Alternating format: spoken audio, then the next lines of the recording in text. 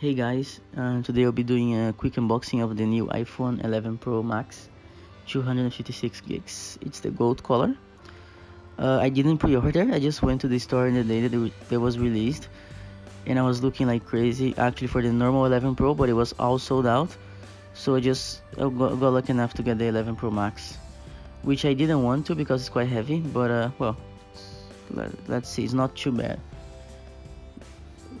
The color is gold. I was looking for the midnight green, but at least looking at the box right now, it looks nice from the box.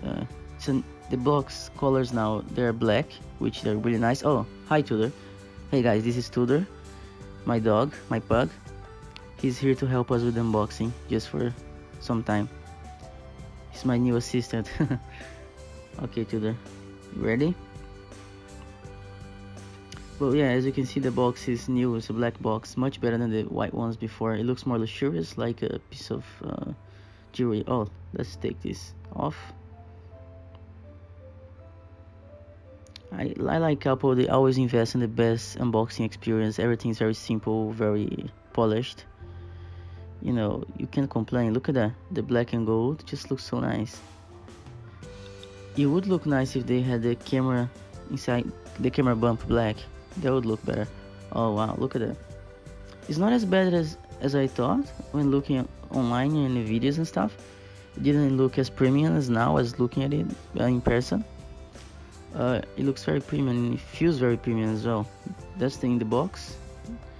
Same shit as always. Finally a fast charger, 18 watts, good, and it's very small as well, which is nice. Let's take this off. As I said, the phone feels really nice in the hands. As I said, it looks like an expensive piece of jewelry, and it feels really nice in the hands. I like the matte finish, and it looks very solid and feels solid. It feels expensive, you know.